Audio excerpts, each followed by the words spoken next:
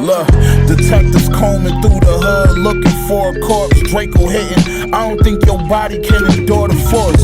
I whipped the fish up with a fucking hanger or a fork. Told that bitch, go ahead, sniff what you want. There's plenty more to snort. I had an outstanding warrant for a short. Turned myself in, rocking Louis and all my jewelry. I wore the court.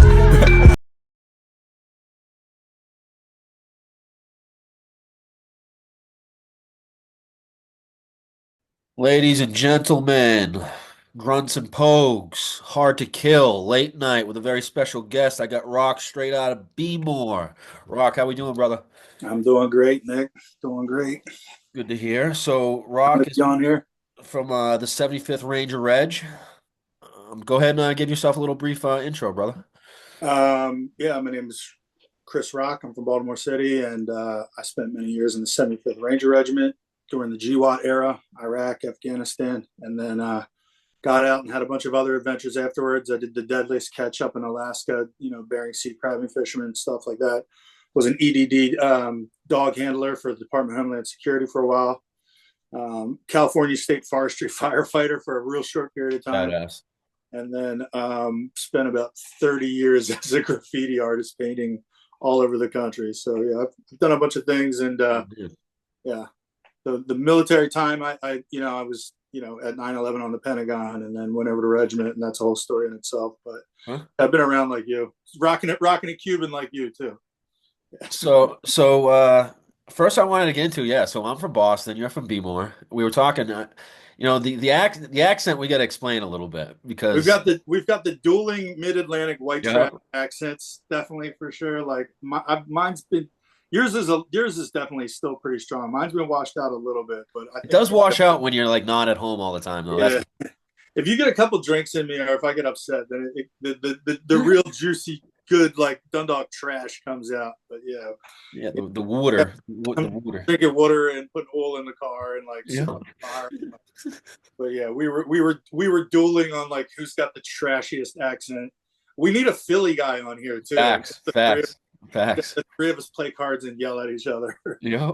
So you meet a lot of Baltimore guys, in the service, or no? No. Yeah, I don't see a lot of Boston guys either. There's always a guy from Boston. There's always like a hard-headed, bar-fighting, funny dude from Boston. There's like the tropes of like the Texas guy. There's always like the dude from the hood in California. Then there's the California country guy. Yeah. He's always like a mechanic or some shit like that. Yep. There's the dude from the Midwest with the shitty truck. Trope. You know what? I didn't really come across too many of the war movie, like the Paisan dude from Brooklyn. I didn't really come across that too much either. But it's the U.S. military runs on like 19-year-olds with shitty trucks from the Midwest. Facts. And then like disadvantaged city dudes who fell afoul of the law, or had no intent to go to college. It's like, you and I are kind of cut from that cloth too. Yep. It gives you a certain edge, I think, man, because when you come from that environment, the military, it's pretty cookie cutter, honestly. Like, once you like, when you're in the rear with the gear, dude, it's go to work, fucking they give you chow, they give you a room. It's pretty, straightforward. Yeah. Talk to me. It's easy to be led in the military, and I think Facts.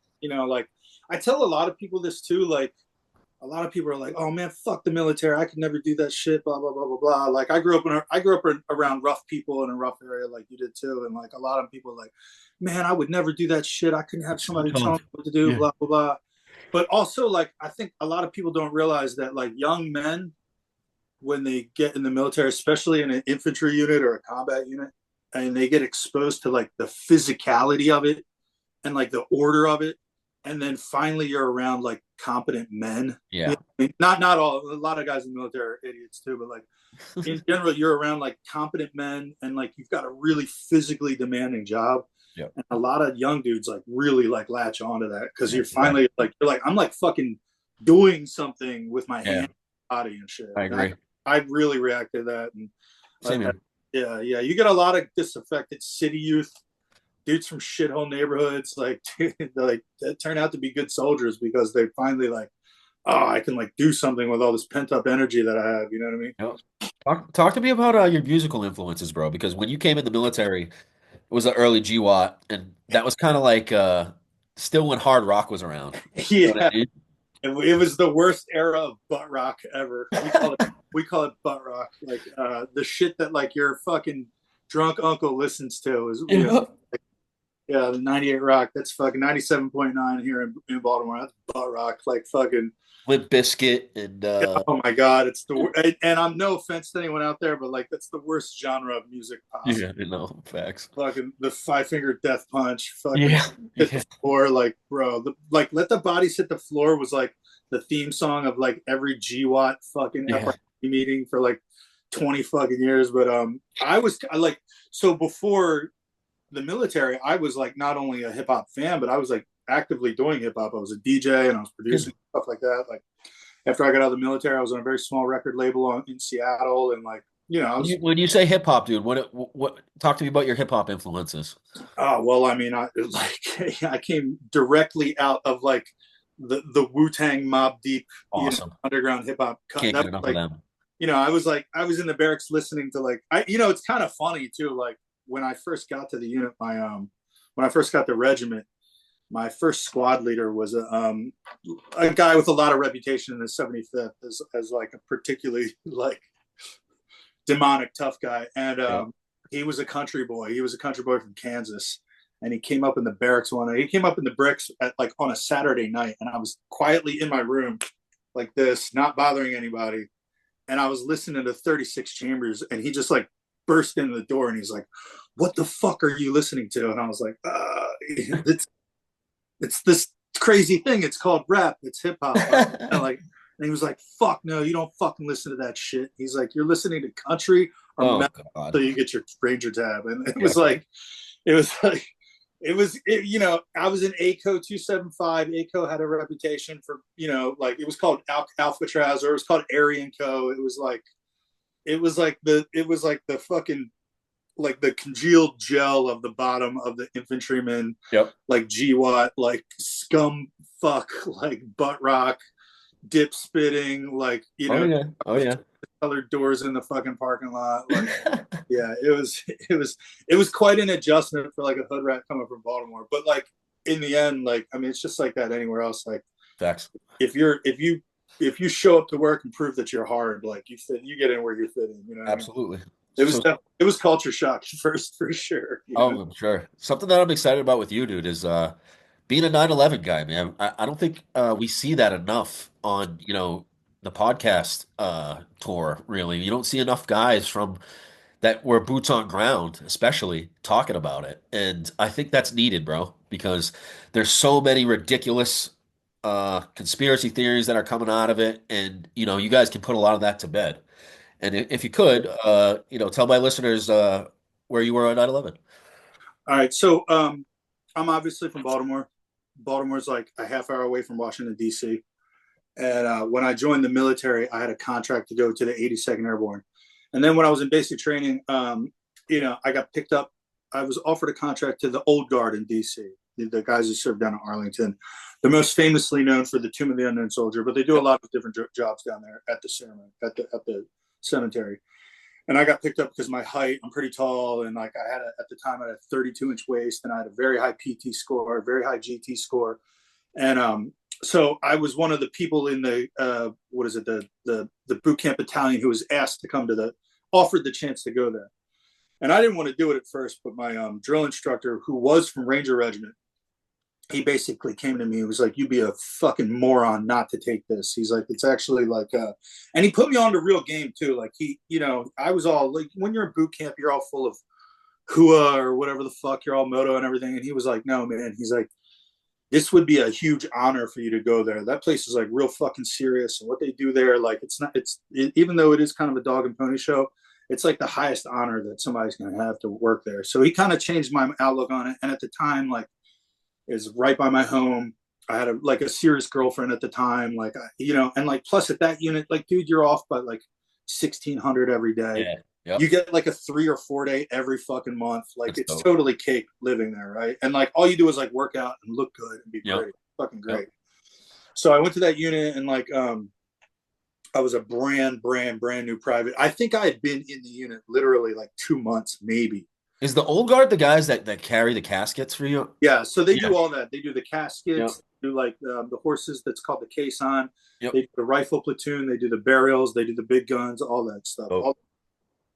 So yeah, I'd been in that unit like 2 months. I was like a brand new like mosquito wings private, hadn't done anything, and we were at a range one day shooting pistols, and some guy just kind of walked over, and I can remember this. He had like a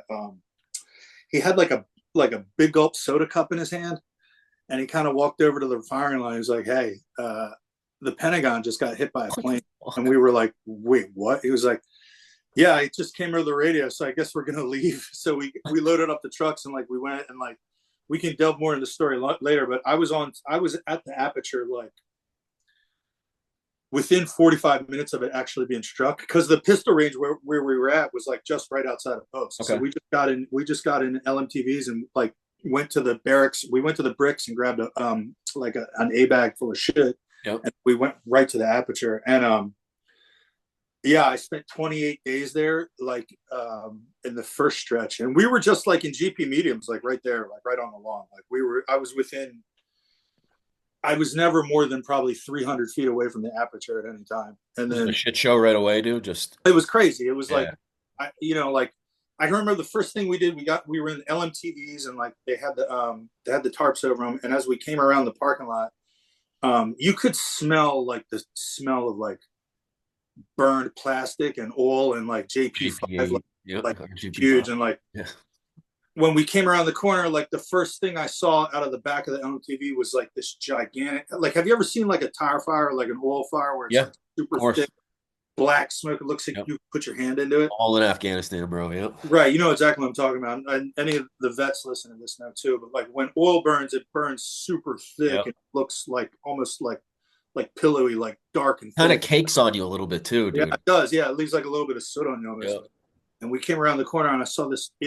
Bro, I'm telling you, I'll never forget this. It looked like a mountain of like smoke coming out of this thing. It like the massive size of it like stunned me, and like it was so thick, it looked like it had a gigantic like mass to it. Like I don't really know how to describe it. Like, you and I have been overseas, and we've seen a lot of weird, wild shit that like sticks in your mind. But that stuck in my mind, like being a private and kind of dipping my head out of the LMTV and like looking up, and it looked like a gigantic mountain of like thick black like oil that you could put your fucking hand into. And then we dismounted, and like there were all these like there were so many people there, and there was debris everywhere. And like the second thing I saw was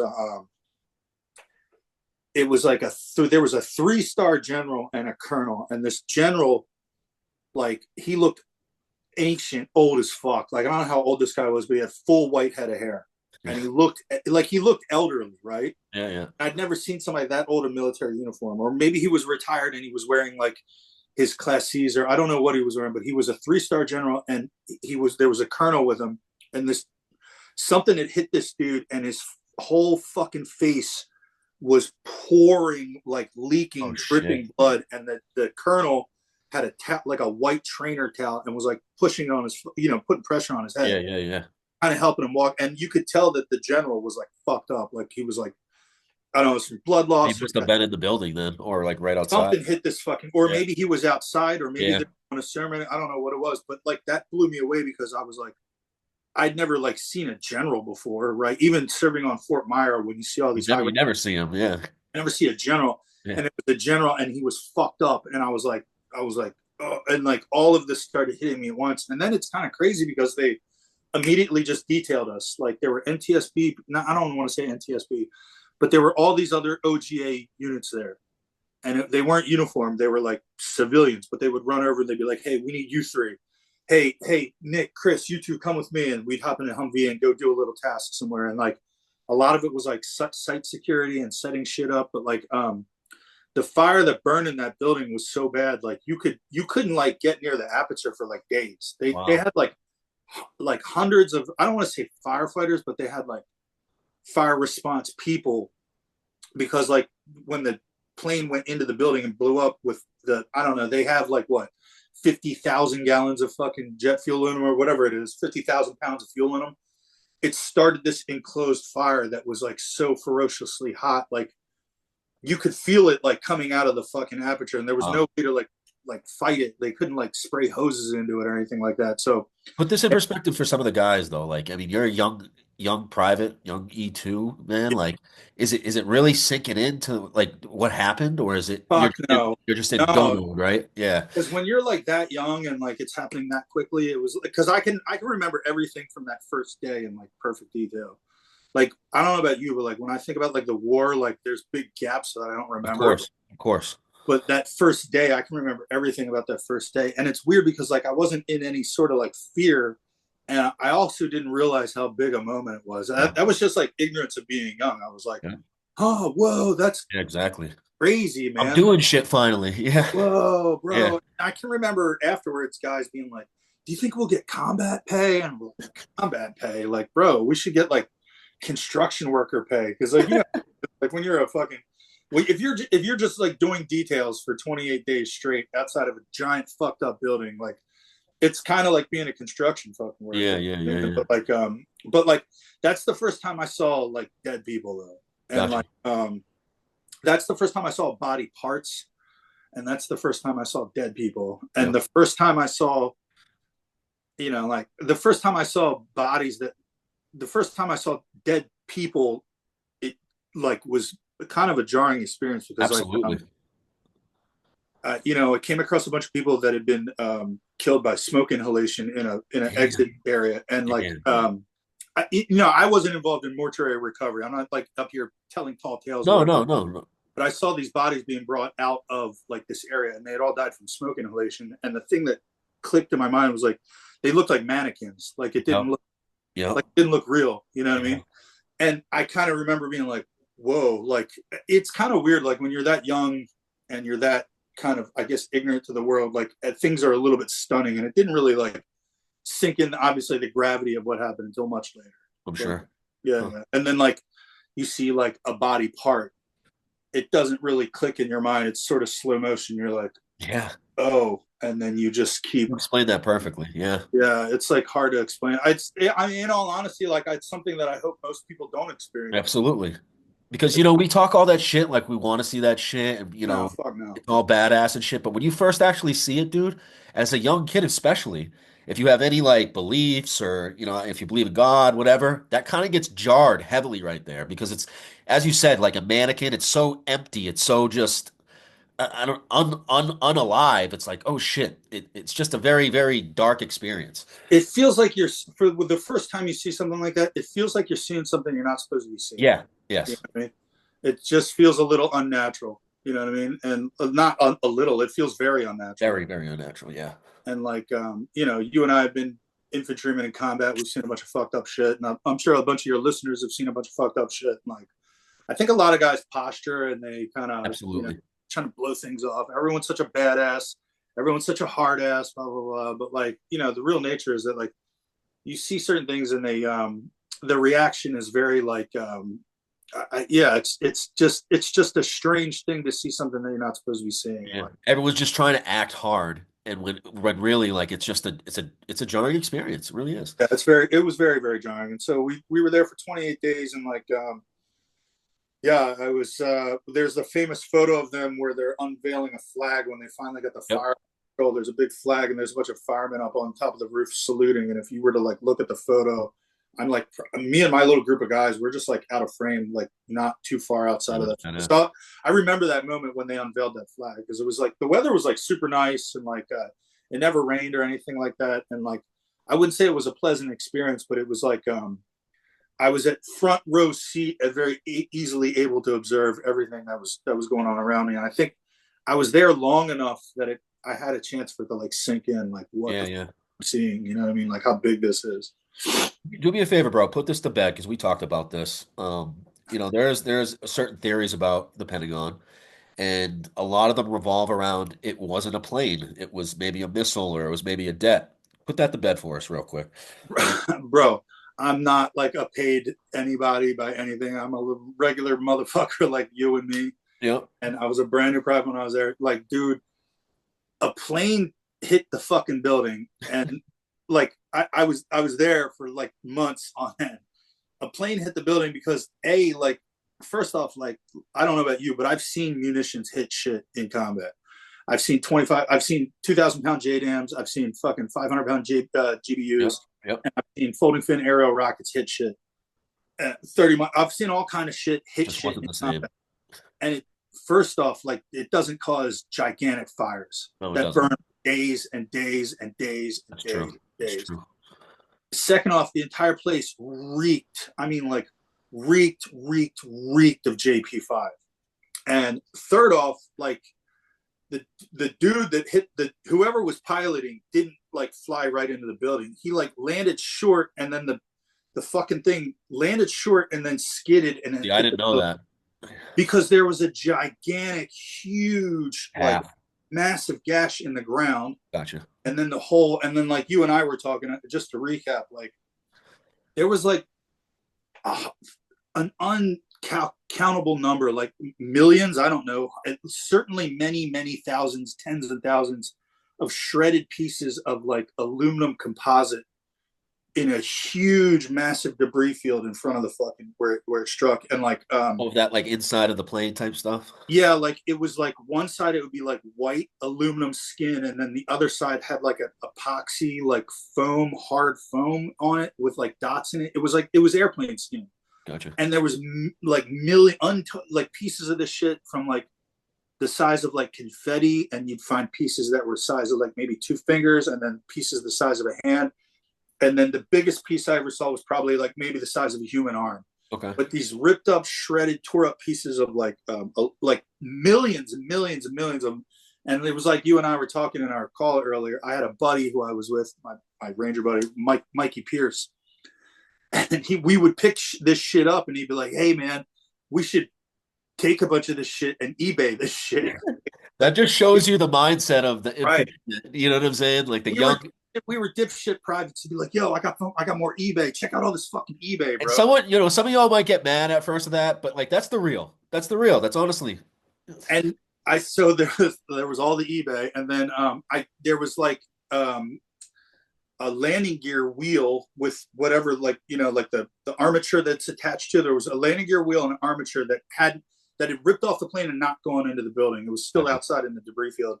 And I can remember thinking how big that thing was. I was like, oh, because obviously what a landing gear wheel looks like. Huge. The second you see it, and it was fucking huge, and it sat there forever because it didn't go into the building. And then after the fire was dealt with inside the first wing, there was definitely like, because I don't know what a fucking the workings of a jet aircraft look like, but like there was one of the turbofans was very clearly like ripped off and burned in the and like nothing else looks like that, you know what I mean? Excellent. And like that fire, like it's kind of hard to put into words how bad and how big and how like massive that fucking fire was, and how hotly it burned for days and days and days and days and days and days. They ended up putting it out by like, they got these gigantic like industrial fans, and they just ended up basically flooding the building and then blowing fans into into the armor for like days and days and days. Wow, it took that long, dude. Because there's like bajillions of gallons of fuel inside of these fucking planes, and like smoldering. And like when munitions hit shit, they don't burn, dude. No, they don't. Nothing like catches fire from a bomb hitting it, or like a missile hitting it, or some shit like that. You might have, or if it does, it's not going to go that long. You know what I mean? No, I mean this burned for days and days and days and days and days Wild. and days and days, and there was just shitloads of plane wreckage like everywhere, bro. Like it wasn't like, it wasn't. And I think one of the things that people don't realize is like every photo you see from there is like from ground level, but if there had been some photos from like top down, I think that would have put a lot of that to bed. Because there was shitloads of debris everywhere. Like, really, we didn't see any of that in the pictures, dude. No, I mean it's 2001, bro. That's true. And they were so tight on security and like not letting people fucking take photos and shit. Like, if it happened today, that'd be. So talk to me about like the afterwards of that, dude. Like being that you were on boots on ground after that, you must have been you and the boys must have been all piped up to get over there. No, it's like weird. Like, I've talked about this to people before. Like, I was like the supermoto, like the overly fucking motivated, like the annoying guy, like You all the been guy there. so Kool-Aid as fuck. Like, I would have annoyed the fuck out of you when I was a private because I was so like like fuck yeah, like I was. You would have hated me, right? Like, but immediately afterwards, like the story of how I went to the regiment was kind of crazy because like I had a first sergeant who had been an RI and he had jumped in Panama and Grenada.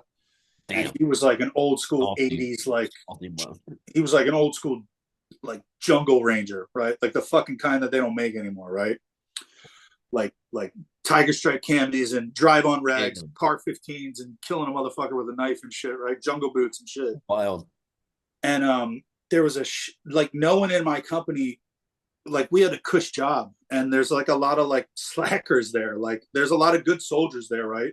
But there's a lot of guys that don't want to give that job up because it's like non-deployable, and you're living in a very fashionable, sick ass part of DC. Gotcha. You're off of work at fucking 1600 every day. Like, why the fuck? You get a lot of turds. Yeah. Yeah, it was fucking great.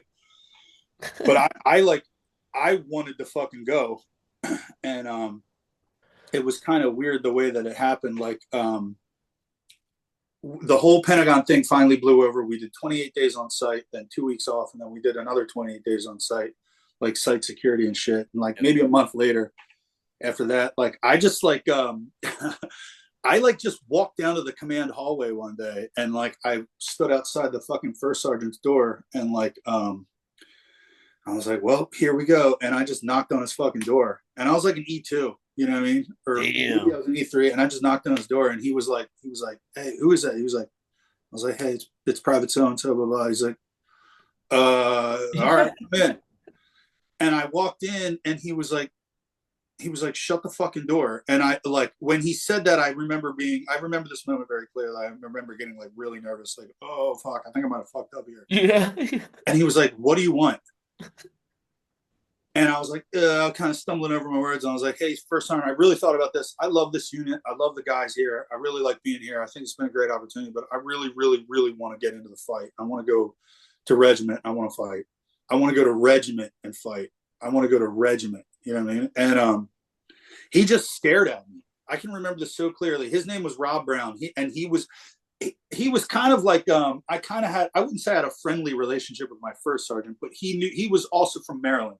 Oh, okay. He knew I was a Marylander, so he was one of those first sergeants that like all the junior officers were terrified of him, and all the junior NCOs were terrified of him. But he was like really warm, sort of cool grandfather. He put on for the boys. Yeah, I get it. He was 100,000,000% for the fucking boys, and like and you know he was very chummy. Like if you were like a squared away private, he was like chummy. Gotcha. You know Gotcha. But if you were a shithead like second lieutenant, he'd let you know. Yeah. He would kill you, right? And I've got some great stories about him. He was very influential on my soldiering career. But he was like, I gave him a little spiel about regiment. And he was like, all right. And he came around and he sat on his desk and he just stared at me. Like he just sat on his desk and he fucking stared at me for a long time. And I got really comfortable. And he said something, I remember this verbatim, what he said to me. He's like, you want to go to regiment? You want to fight? And I was like, yeah, Roger. He's like, all right. He's like, I'll get you down there. I'll get you a shot. He's like, but I'm not going to have you fail indoc and make me look like a fucking pussy. Of course. And I was like, he's like, all right, I'll make some calls. Get the fuck out of here. And that was it. And I was like, okay. And I just left. But I remember him saying that so clearly because he like put together this program and I thought I was going to like do some like cool ranger training, right? Like, I'm going to like go on missions or I don't know, crawl around in the bush. Yeah. First Sergeant Brown is going to teach me how to like take a guy out or some shit. And it was not that at all. Like he put me on this program and this was like, he printed this shit up on paper.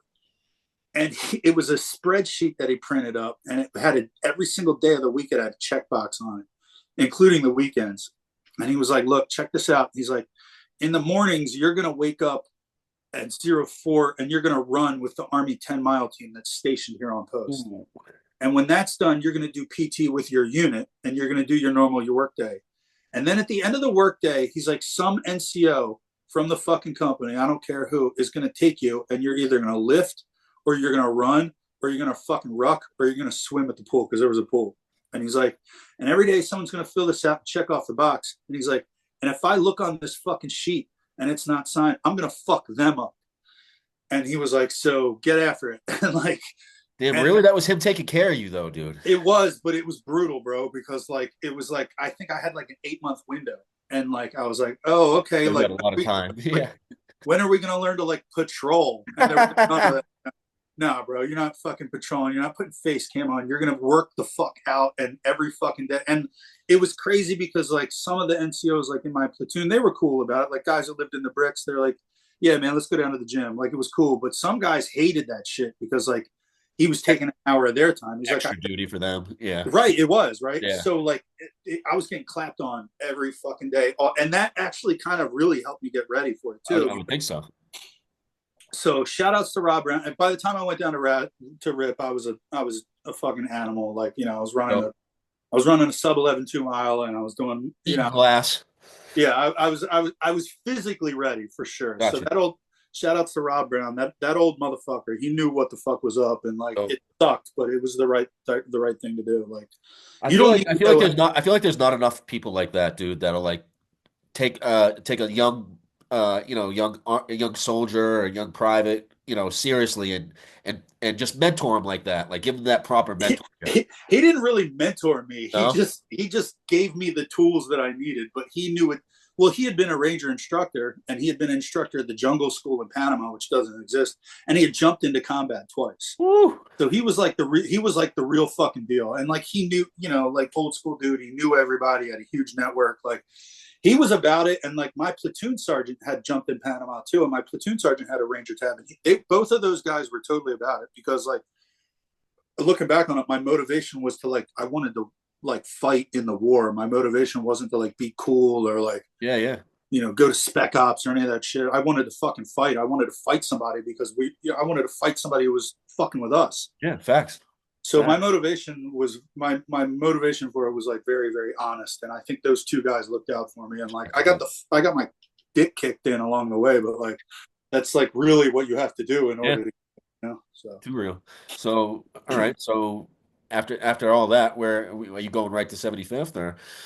Yeah, so I end up in the 75th. I made it to the indoc. Like, you know, numbers then were a lot different. The numbers changed to the indoc, but I went through a period of time where the numbers were very, very low. So we had a lot of people try out, and then only very few number of people made it. And then I got to my unit, and then I was at 2nd Ranger Bat 275, and I was in Alpha Company. I was in 8 Code 275, and I spent my entire time in the same platoon, in 2nd Platoon. Dope. Ranger platoons, you know, many of them, not all of them, but many Ranger platoons have their own lore and their own name and stuff. And I ended up going to one of the oldest named platoons in 275. I was a member of the Black Sheep, you know, the whole time that I was there. Savage. And yeah, so I ended up in the Sheep, and then had all manner of misadventures with 275 and the ACO Sheep. So not to interrupt you here, but we talked about this on the phone a little bit, and I know it might hit a little different, and you might get a little emotional about that. But you know, I appreciate you know, bringing this to the pod, because just to preface this and give a little perspective, Pat Tillman is a god and a cartoon character to certain individuals. He was a man among men, and he deserves just that proper background, and just to get some guys to know who he really was, and take away from like the shit that how he went out, and not focus on that, but just know who he really was. And I know you guys got close, so please give us a little bit about that, brother.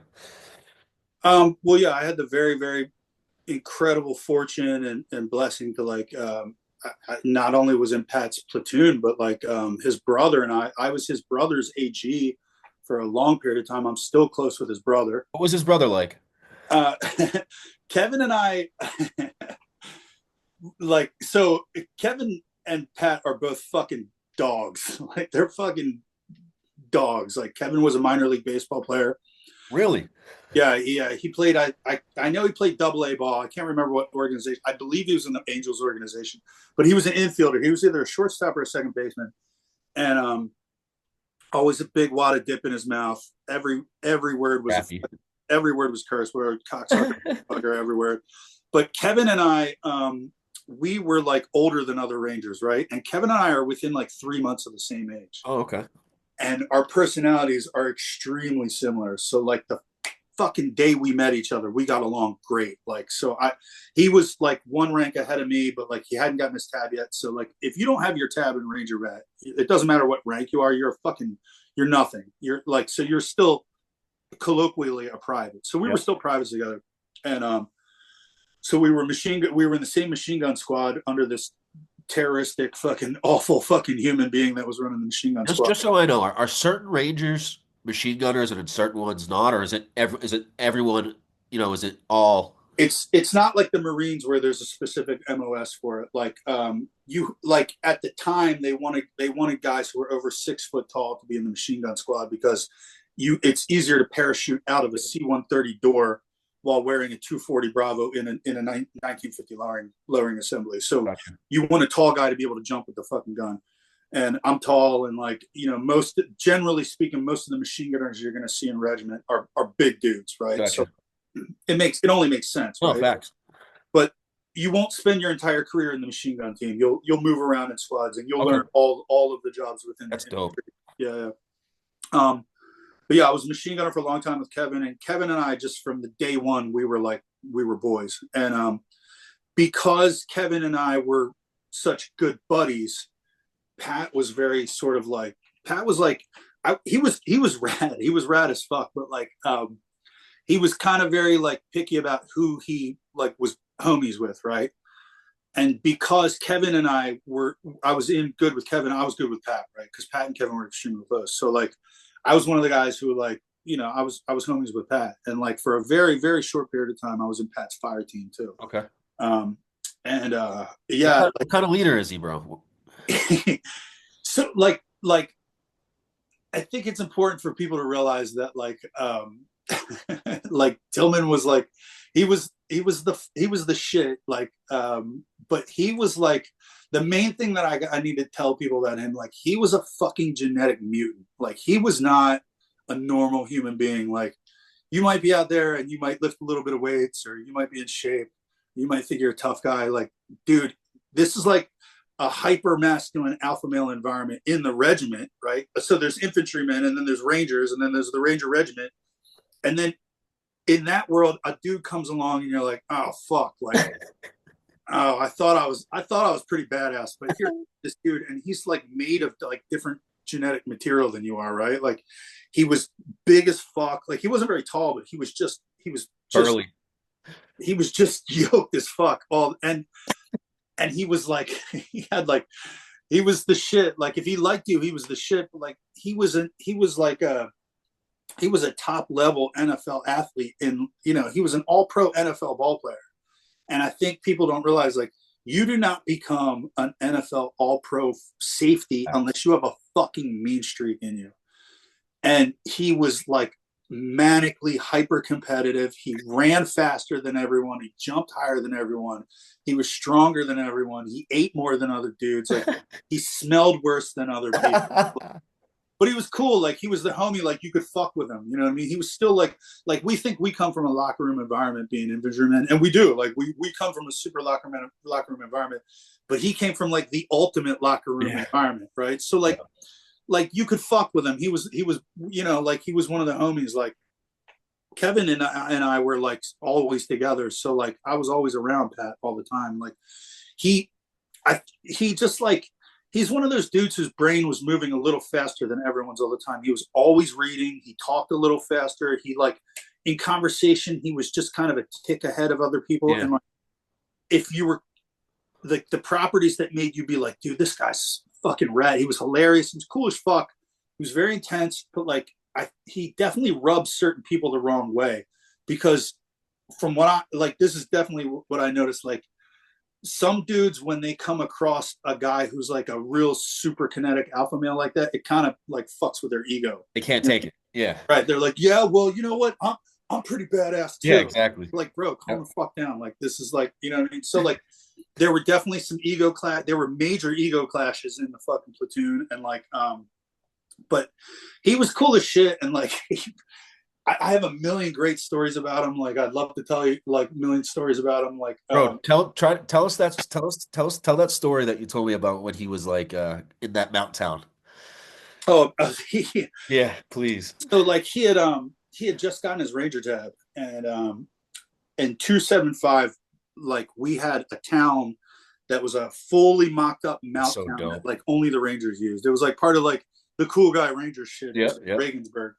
And I don't know if I'm sure they've redone it by now, but it kind of looked like an old German Bavarian town. But it was just there for Rangers to go out there and Rangers to fuck up and do our training out there, and shoot sims and blanks and ammo and shit like that. So we're out at Regensburg one day, and our platoon sergeant comes over and he's like, "Hey, Tillman, we want you to run a squad. We want you to run a fire team."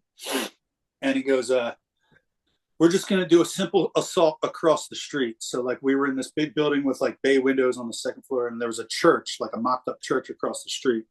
He's like, "It's very simple." He's like, "We're just going to take a fire team and you're going to run the guys." And he goes, "Hey, no pressure," which you and I already know is like All the pressure. that's like saying you better not fuck this up or I'll kill you. Especially for an individual like him. Right. The most torqued up competitive in the world. And you're telling, "Hey man, no pressure, but really we're all watching," right? So he's like, "All right, the plan is we're going to have a support by fire on the second floor of the building. You're going to take your dudes downstairs, throw the shift, and then go across and assault the church. Just a fire team. Me, Danny, Brian Coons, and Pat Tillman." And so Pat is like, this is like his first time to like lead guys, and he's like torqued up. He's always torqued up to like 100 all the time anyway. It could be like fucking eating hot dogs or like juggling ribbons, and he'd be like, he's just fucking all the time, right? So Godick is like, "Hey man, no pressure," and Tillman's like, "All right, fucking come on," right? He's up to here all the time, big purple veins sticking out his head, like and like if you knew him, like we loved him for that. Like he was like you couldn't help but like the dude because his energy was so up here, like. It brings the rest of them around him up to that. If you were cool with him, right? If you were cool with him, you loved it. If you didn't like it, if you weren't cool with him, it drove people bad shit. But we love the guy, right? Yeah. All the junior guys love the dude. So he's like, "All right, fucking, let's go," right? So like the second floor has a support by fire, and like it's a bay window. So we set up this support by fire, and the guys are all rocking around. Da, da, da, da, da. They're blowing up the church, right? So we go downstairs. And we're in the doorway, and we're gonna bail out of the fucking doorway and run across the street after Tilly throws the shift. And the doorway that we're in, it was about waist high off the ground. Like it was supposed to have stairs built up to it, but the engineers hadn't built the stairs yet. And it was like a rainy, wet, muddy, wintry shit day with a gigantic, huge, like 10-foot, like ankle deep, knee deep mud puddle in front of the fucking door.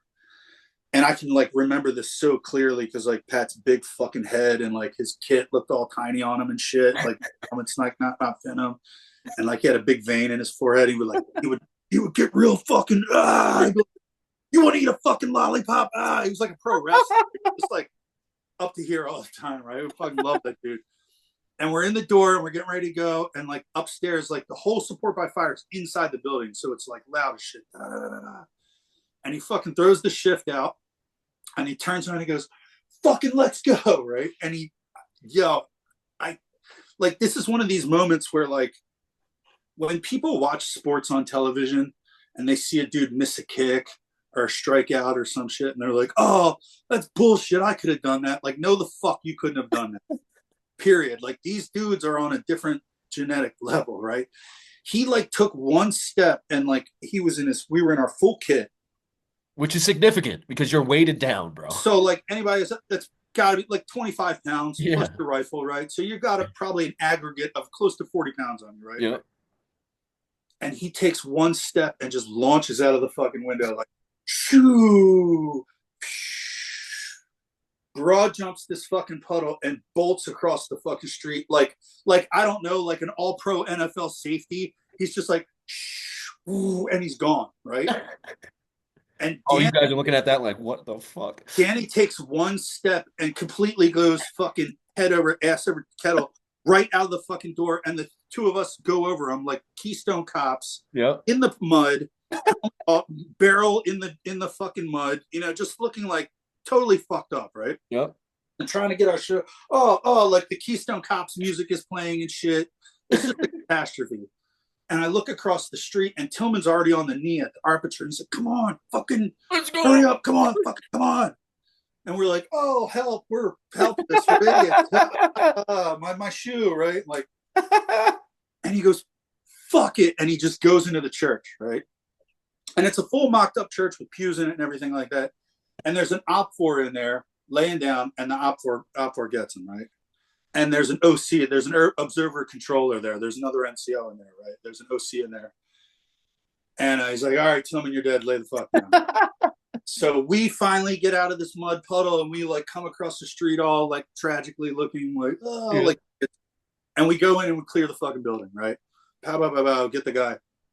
And Tillman, I can remember this so clear. I can remember like the smell of this, right? Like it's this big fake church, and Tillman's laying in the middle, and like he's laying on the ground, and he's like, "All right, take care of your casualty." And he's laying on the ground, and he's fucking just he's like going off, like he's laying on the ground, and there's this, he's just cursing up a fucking storm. He's like, "You motherfuckers left me. I fucking told you to fucking come across the street, and when I fucking said it's time to shift, you just fucking follow me, and you guys left me out there, blah blah blah blah." And I can remember this so clearly. Danny like takes a knee next to me. He goes, "Yo, Till, shut the fuck up, dude. You're fucking dead. Shut the fuck up."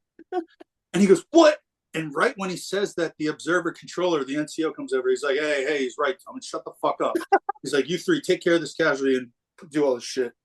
And when he says that, he you could literally see like the steam coming out of his fucking ears. He like turned purple. He was like, "Yeah," and he was like whisper screaming at him. He's like, "You motherfucker, I fucking swear to God, blah blah blah." And we're like putting him in the Skedco, and we're like taking his ammunition, and like we're like, me and Brian are like laughing our asses off at this fucking whole thing, because him and Danny are like full on like arguing with each other on the ground. He's like, "Shut the fuck! I did not fucking leave you. Yeah, I fucking left you." So you know, we packaged him up. We went down the street, and but it was like he was like 1,000,000% like one of the boys. Like he was cool as shit. Like he was. People say that he had this aloofness to him, and it really wasn't like that. He was just very picky about like who he liked, and if he liked you, he was homies. At high standards, bro. He had extremely you guys like in the Marine Corps like have a quad in the battalion where you go out, you play ball out in the quad sometimes. Yep. So we had a quad, and our battalion is very, very small because, you know, we're special and everything, right? But so we had a quad back then, and I remember I was on CQ one day, and you guys would call it duty. Duty, yeah. And the guys were out front, and they were in the quad, and they were playing ultimate frisbee, right? So which basically just becomes like beat the fuck whoever has the frisbee, right? Yeah. But I remember they were out front, and Schumann threw this fucking frisbee, and like, you know how frisbee will go way up in the air and then it'll hang and then it'll come back down like this. Yeah. I went out front, and I was just hanging out in my uniform, and like the fucking guy, I was watching the guys play frisbee, and you know, the frisbee goes up, and I see like 10 guys jump for this fucking frisbee. It was like the whole platoon was out there. All these guys jump for the fucking frisbee. And I can remember this so clearly. Like you see like 20 hands like this high, and then like there's like one arm that's like fucking a full arms, like, yo, like his arm was like this much higher than everyone else's, right? And he wasn't a tall guy. He must have been he was like maybe 5'10", but like you see like 20 arms, right? And then this massive, gigantic mutant like X-Man, He-Man arm go up, and he snatches he did it so smooth. He just jumped up and he snatched the little move, and he snatched the fucking thing, and he came down and he fucking elbowed Schumann right in the fucking face. Wham! Split his shit open. And he get the fuck off me, and he's jacked. He looks like a fucking gorilla. And I just remember looking at him like, like I could like never do that. He just smoothly like he was in the NBA, like he was at the combine. He just jumped up, was like flick, and he grabbed it, and he came down and jacked the dude in the grill, and I was like, oh, okay. And then like I remember like, so Kevin and I over the time, and even to this day, we're real close. And like I remember we had we were like cleaning up after a field event one day, we're like in the showers and we're like washing all the fucking cam off our face and shit. And I remember asking Kevin, I was like, yo, Kev, like, why don't you guys ever play like platoon? Why don't you guys ever like play ball with us? Like, because sometimes we would get together and play like flag football. Yeah. Like, I'm like, why don't you guys, I'm like, why don't you guys ever play ball with us, bro? Like, I mean, you guys are like both athletes. Like, why don't you play ball? Like Kevin, and he said this as a friend, right? He's like, no, bro, there's no fucking way that we would play ball with you fucking idiots. It would be like a mockery of like what we did. He's like, I wouldn't play ball with you fucking flat sticks. You guys are idiots. He's like, no, like it was like a craft what we were doing. Like, this is bullshit. I'm not gonna fuck around out in the quad with you retards. Like, oh, that kind of actually makes sense. So like, so usually when we have platoon sports or whatever, the Tillman brothers, the only special like treatment that he ever got, like when we had organized platoon sports, not just fucking around, but when we had organized platoon sports, they were allowed to go to the BFC and lift. That was like their big, like, oh, these two, Tillman's this like super famous professional athlete. So when we would play flag football in the quad, he was allowed to go lift, right? And guys would be like, I fucking knew it. He thinks he's special. Like, bro, come on, dude. This guy was in the NFL like last year. And like, you're pissed that he's not playing flag football with you. Do you remember when he would throw up on the bench? No, I didn't really know that much about him beforehand. I just knew that when I got to my platoon, they were like, hey, that football player, Tillman's here. Gotcha. Like, it was like, I knew he was a ball player, but I didn't, like, you got to understand, like, the lore of Pat Tillman didn't exist back then. Gotcha. He was just this donkey gorilla ape who had come from like the NFL. And like, you see all these dudes and like guys are walking around, everyone's diced, everyone looks good, like, and then this other guy shows up and you're like, oh fuck, there's like, oh, it's like, I've been riding a moped my whole life, and then like a gigantic Harley shows up.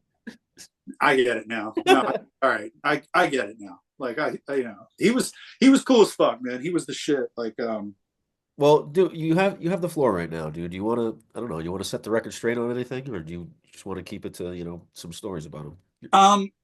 The thing that I've noticed over the years is that the most people that have the strongest opinions about him were obviously people that didn't know him. Facts. And like, the main thing is that like he was like our friend. Like the whole thing about him wanting to be a politician or like the cover up, all this crazy shit. I'm not going to go into his death like hurt me as bad as any like loss of any friend I've ever had. Like we loved that dude, man. Like Tilly was like our homie. Like we loved him. Yeah. Like the lore of him as this crazy figurehead and this icon and all this stuff, like that shit didn't exist with us. He was just like our bro. You know what I mean? He was like the biggest, strongest, most, like the most alpha of us. And we fucking loved that dude. He was funny as fuck. Like he was always encouraging people to, like, he was a bookworm. He wanted people to read. He was like a fully fledged member of like the platoon family. And if you're in a platoon of infantrymen and you live together and you eat together and you do everything together and you go to war together, you spend all your time together, that becomes like a family. And like, especially like it becomes like a dysfunctional family. It does, but it works. And like, bro, he was like 100% one of us. Like he was you love them, dude. We fucking love that dude, man. And like, for those of you who didn't know him, like, or only see him as an icon, like, I honestly really wish you could have met him because, like, he really was, like, like, it took me a long time to get to the point where to talk about him publicly. Yeah, sure. And, his death was very scandalous and all the things that happened to him. That's been gone over, like, millions and millions and millions. But, like, he was, like, he really honestly truly was like someone very, very special. Like it was very, very different than other people. And like from the first time you met him, you knew that there was something different about him. Even if, football, Ranger, all that other shit, it was just like the way that he was. He was an awesome dude, and we absolutely loved him. I have like a really good story about him that I'd like to tell before we. And I think this is like the most Pat Tillman like moment ever, and I feel like really lucky that I had this. And like I've told his brother wasn't there when it happened, but I've told Kevin about this a whole bunch of times.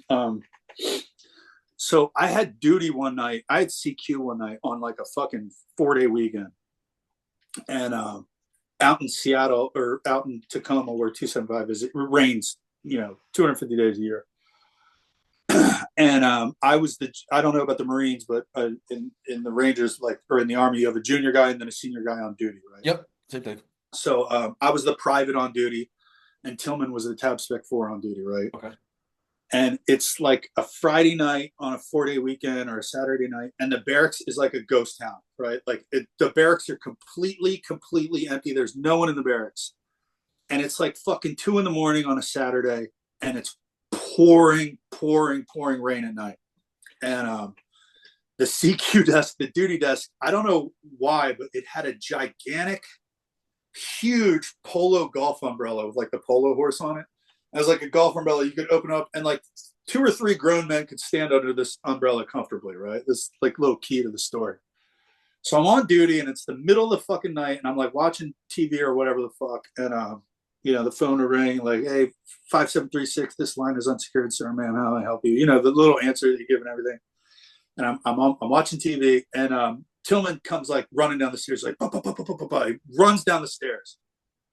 And like his big fucking massive quads and his big neck and his body odor and his shirt that doesn't fit, he's hey, fucking dude, right? He's like, hey, dude, he's like, fucking check this out. And he had he had an analog stopwatch with him, like an old coach's stopwatch with like a clicky thing on it, with like the red and the black numbers in it, click, click, click. I don't know where the fuck he got this, but he was like a meathead. He was like a jock. He was like, hey, check this fucking thing out. And he was showing it to me, right? And he was like, he's like, I need you to do me a favor.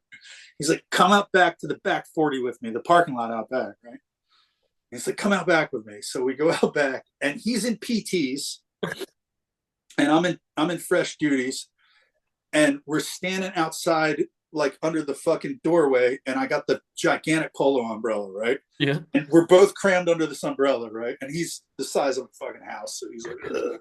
We're under this umbrella, and he's like, check it out, man. This is how this fucking, and he was explaining how the watch worked it to me, and the street lights were on, and he had gone, and he had like stepped off the distance from between the parking spots, right? Like the parking lot was empty. So there was like, I don't know, like 40 parking spots, right? And he had stepped off the distance between them, and he knew that so many parking spots was like 40 yards. Okay. So many parking spots was like 60 yards, right? And he's like, all right, dude. I'm like, so he's like, all right, dude, I'm going to go down there, and I'm going to fucking get in a 3-point. And when you say go, I'm going to run, and then you time me when I go past the line where the parking spot is right here, right? Savage. And I'm like, are you all right? He's like, yeah, we'll fucking try. And he was cool. Like, this is my homie, right? Like, at this time, he wasn't Pat Tillman. He was just Tillman. He was just, you know what I mean? I'm like, all right, dude, whatever the fuck. So he goes down, and it's pouring, right? It's fucking pouring rain. I'm under the fucking umbrella like this, and I got the watch. And he's like, hey, dude, you ready? And I'm like, yeah. He's like, all right. When you're ready, you say go. And I'm like, all right, go, right? And he full out max effort Deadpool fucking takes off running.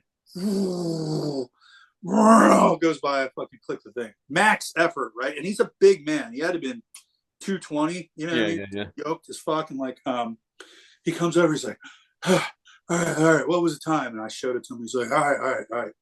We'll reset it. We'll do it again. He goes back down.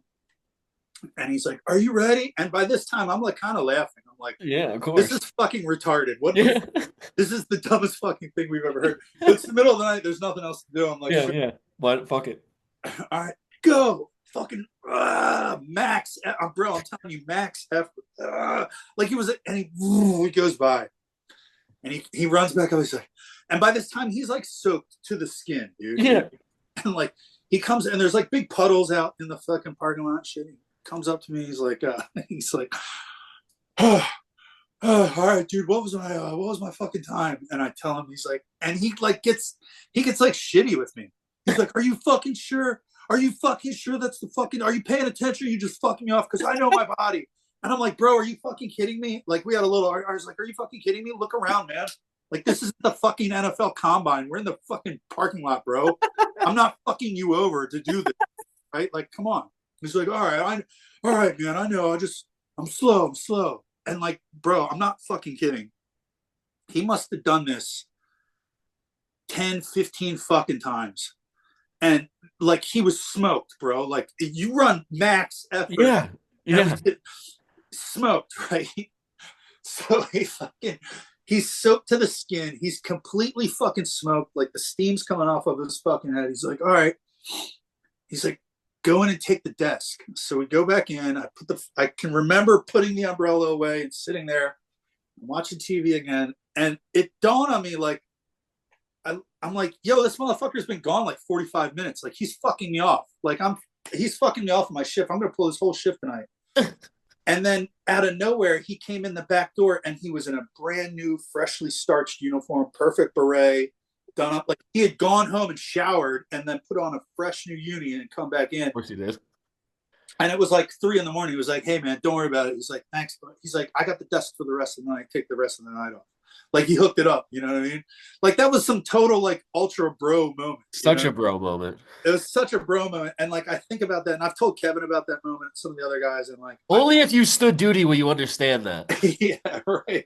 To get off duty at like 3:30 is like that's like that's when you start bobbing for cock right there. Right, because duty normally runs to like 5:36 in the morning. Yep.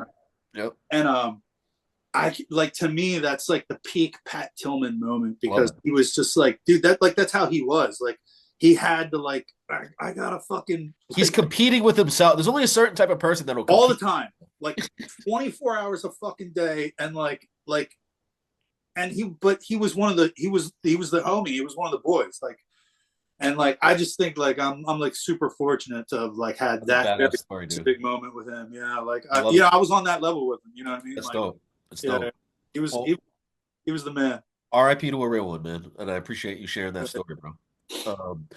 So next question, I don't even know how to follow it up after like that, but we talked briefly on the phone about PTSD, TBI, and dreams, because if anyone's listening to this that, have been in combat and have done the damn thing, I know I have these fucking ridiculous dreams. And I'm not someone that usually dreams. Like, I don't think I can remember my dreams before doing any of that. Nothing that really sticks out to me.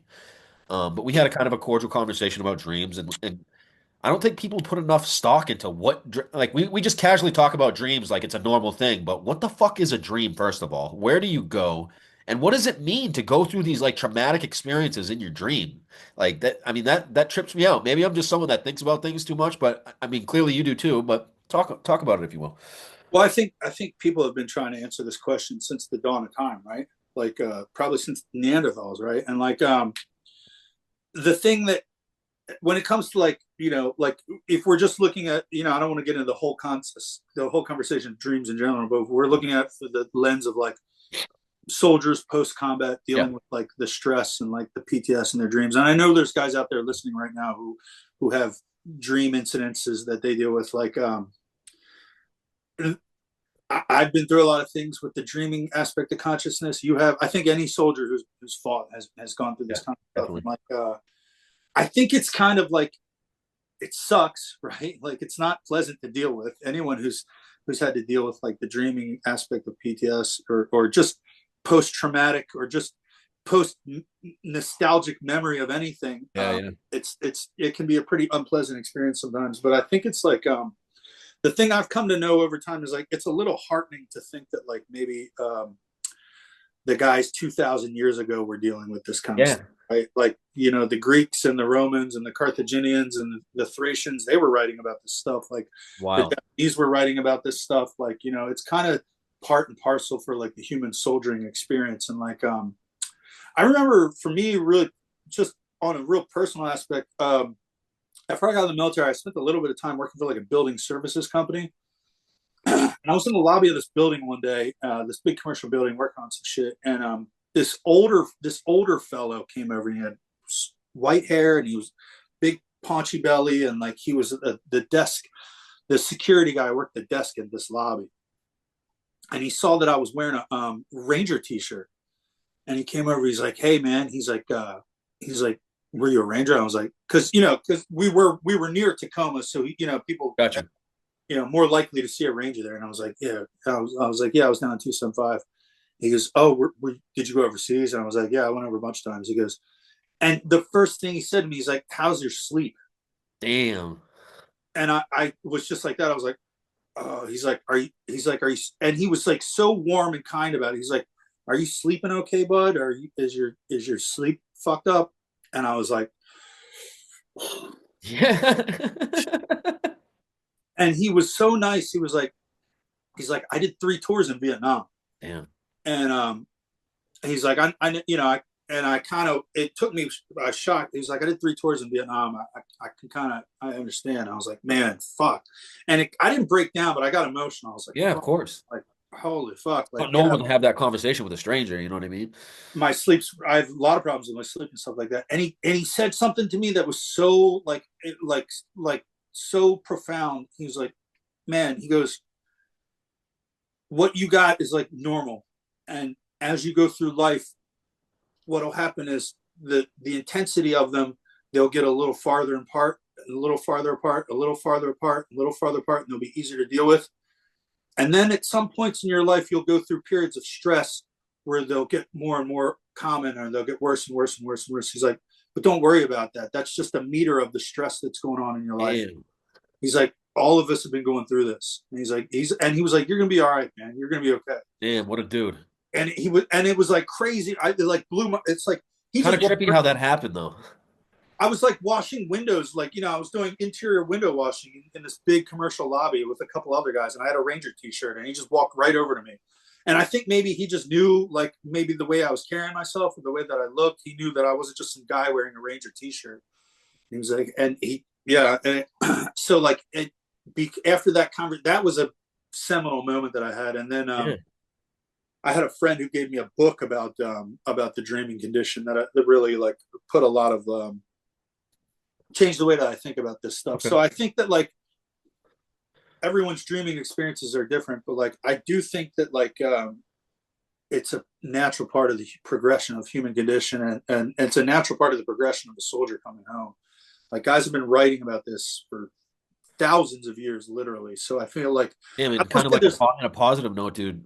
That's kind of cool that we're a part of that. You know what I mean? That's exactly what I was going to say. I don't want to think it's like cool, but it's like no, but positive. Like, I feel like we're part of like a river of time. Yeah. Like I've thought about this a lot. Like there was some Roman legionnaire, right? Who like those motherfuckers went out and they did an 18-mile hump, right? They humped their asses off all fucking day. Yeah. And then at night they came and they made camp, and they made their little fire, and they put their camp stool out. And this guy, after fucking humping all fucking day, finally got his chow. He's got his bowl with his stew, and he goes down to take a seat. And the second his ass hit that seat, somebody was like, "Hey, Aurelius, we need 3 for a detail." Dude, goes, right? Like, and you and I know exactly what that feeling is like, right? So or like I tell other people, like, what the worst feeling in the world is? Like, when you wake, and this is for infantrymen, right? Yeah. Infantrymen, medics, and FOs will know this. When you wake up in a fucking patrol base and the dew came down the night before, and like you got like 2 hours of sleep and you went to bed and it was dry, or you went to sleep and then you wake up and the dew came down, and like the light, there's just a tiny glow of the sun isn't up, but there's that glow, that gray glow, and you can hear people moving around, and you just kind of open that one eye and you're like, oh fuck, and you turn around and you look and you're like, fuck, I'm still in the fucking patrol base with these idiots who I hate. That's the worst fucking feeling I'd rather be hit by a car. So true. Experience that feeling again. And like I know that like soldiers have been experienced, like that same Roman legionnaire knows what it's like to like wake up and be like, oh, like I couldn't even fucking leave this place if I wanted to. You know what I mean? Like, so true. So like that suffering of soldiering, that makes me feel very proud to be like the same part of that. Like that goes. Oh, that's a real cool way to look at it. Antiquity. Like I know what it's like to wake up in a patrol base. You know what it's like to wake up in a patrol base. Aurelius from 2,000 years ago knows that fucking feeling, but like the guy next door doesn't know what that feeling is. So we are part of like kind of like a niche brotherhood, if you will. That's kind of dope. Yeah. A shitty niche of family dudes. Yeah. Savage. I got some fucking stories about overseas, because I had a roommate who was the quintessential of Florida man. His name was Chris Kelly. I don't really know. Wild boy. But he was like a hustler and a fucking con man and a complete lunatic, and he was an awesome soldier, right? And like, he was just always like, and they would let us go SSE shit, right? So we would go hit a target, and they'd be like, Chris, because we were both named Chris, you know, you two go SSE that master bedroom, and I'd be like, SSE is like a BDA, or is it? No, sensitive site exploitation. Right? That's what it is. So yeah. Yep. You two, Nick and Chris, you go in this room, you flip this fucking room, and you find any evidence that we can exploit afterwards for intelligence, whether it be digital media, gotcha, anything, right? So they would just basically pick the 2 hood rat criminals in the platoon and be like, you guys go and just ransack that fucking room, and we'd be in there tearing shit up, and like, yo, it was crazy, like how they would just turn us loose in like the Iraqi population and utilize us, yeah, and utilize us for flipping shit. And like, I can remember Kelly, like, we'd be going through shit, and he's like, yo man, I'm telling you, I'm gonna find a motherfucking Rolex in this piece. Why? They flipping people's fucking houses and shit. And like, we did this hit one time, and like, I don't know if this is gonna go in the pot or not. You can, right? It's up to you. This is just me talking to Nick. Yeah. Chris is like, yo, I got this fucking plan, bro. I got this fucking plan. I'm gonna get this hustle going, right? Because we were in Iraq and Ramadi, and we were doing hits every fucking night. Sometimes 2-3 hits a night. We did like 300 kinetic missions in one deployment, right? Is a hit for you going like wheels up in a chopper and dumping it in LC? Yeah, okay. So we fucking went and we hit this house. And it was this big, super nice, like super rich person's house, right? And there was a bunch of women that lived there, and there was an older lady that lived there that was like a rich cougar that lived in this house. Really? Yeah. And Kelly raided her fucking SSEH, raided her fucking and she had these huge mahogany drawers that were full of lingerie, right? Because even though Iraqi women, they wear the burks and everything like that, underneath of it, they still wear nice shit, right? Yeah. And yo, he took like 50 pairs of like silk and satin panties, and he stuffed them in his APAC, and he brought them back to the fucking compound, right? You would. And he was like trying to sell them to the guys. He's like, yo, no, you didn't. Because they smelled real nice, right? He's like, yo, check these out, blah, blah, blah. And he was going around like he was in prison. He was like giving them to people. He's like, yo, check this out here. He's like, oh, Chris, come here. And he gave me like 3 pairs of like silk panties, right? And he's like, yo, these are the shit. He's like, keep them on you, right? He's like, but he had another level to this plan. He was like,